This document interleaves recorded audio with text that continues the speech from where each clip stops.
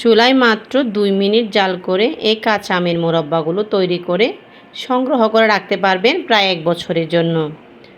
আসসালামু আলাইকুম everyone, welcome to চকরিয়ার হাতে কাজের ভুবন।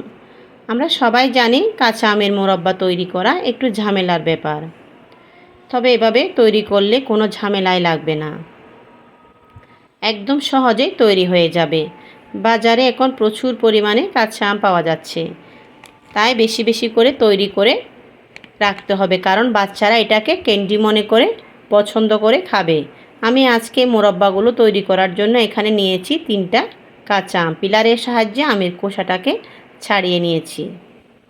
সবগুলো খোসা ছাড়িয়ে এবার চিকন চিকন করে কেটে নিব।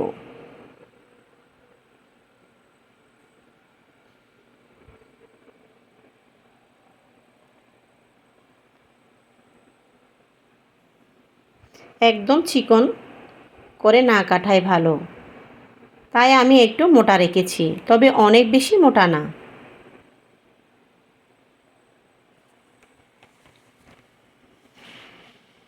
আমি এই কাঁচা আমের স্লাইসগুলোকে 2 মিনিটের মতো সিদ্ধ করে নিব। চুলায় একটি পাত্রে আমের স্লাইসগুলো দিয়ে পানি দিয়ে দিব। চেষ্টা করবেন পাত্রটা একটু বড় থেকে নেওয়ার জন্য, এতে আমগুলো ভেঙে যাবে না। সামান্য গ্রিন ফুড কালার অ্যাড করেছি, কারণ কাঁচা আমের মোরব্বা বা ক্যান্ডি একটু গ্রিন গ্রিন হলে দেখতে ভালো লাগে। চুলার হিটটাকে হাইতে রেখে আমের স্লাইসগুলো মাত্র 2 মিনিটের মতন সিদ্ধ করে নেব। এর চেয়ে বেশি সিদ্ধ করার কোনো দরকার নেই।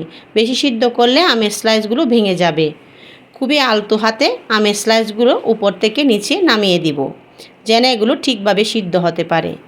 চামচ লাগলে কিন্তু আমগুলো ভেঙে গলে যাবে, তাই আমি আর বেশি সিদ্ধ করব না। আমগুলো একটু তুলে নিচ্ছি, একটা স্ট্রেনারে করে আমগুলো তুলে নিলাম। আমগুলো গরম থাকা অবস্থায় দিয়ে দিব হাফ কাপ চিনি। এই মোরব্বা তৈরি করতে তেমন চিনি লাগবে না, যে চিনিটা দিয়ে দিব সেটাও রয়ে যাবে। আমের সঙ্গে চিনিটাকে এরকম উল্টে পাল্টে মিশিয়ে নিচ্ছি। চামচ ব্যবহার করব না, চামচ ব্যবহার করলে আমগুলো ভেঙে যাবে। এবার একটা ঢাকনা দিয়ে ঢেকে রেখে দিব প্রায় 2 ঘন্টার মতন।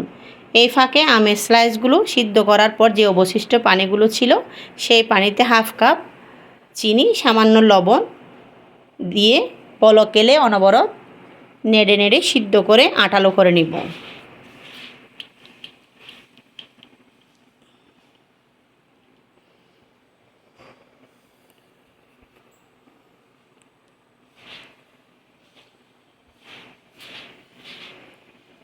এবার পুরাপুরি সিদ্ধ হতে শুরু করেছে।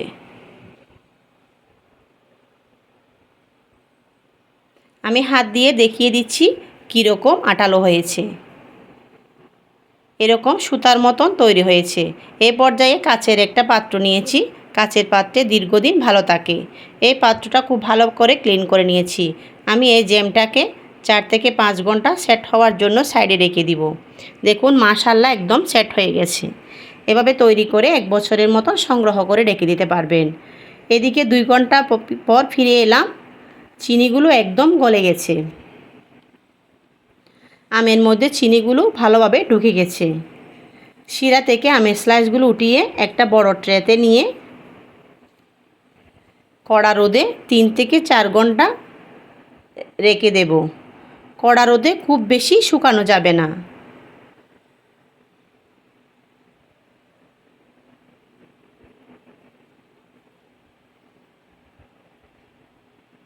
এবার কড়া রোদে দিয়ে দেব।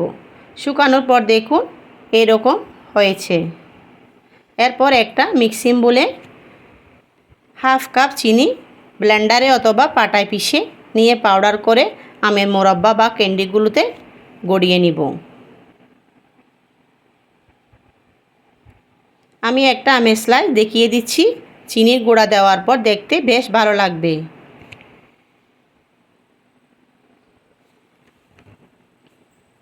বাস তৈরি হয়ে গেল আমাদের কাঁচা আমের মোরব্বা বা ক্যান্ডি। কাঁচা আমের মোরব্বাগুলো খেতে অনেক মজা হয়েছে। বিশেষ করে ছোটরা এই মোরব্বা বেশি পছন্দ করে।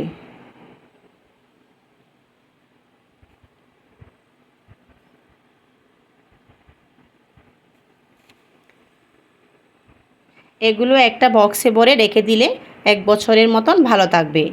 আশা করছি আজকের আমার এই কাঁচা আমের মোরব্বা বা ক্যান্ডি রেসিপিটি ভালো লেগেছে আর সহজও লেগেছে। আজ এই পর্যন্ত। আল্লাহ হাফেজ।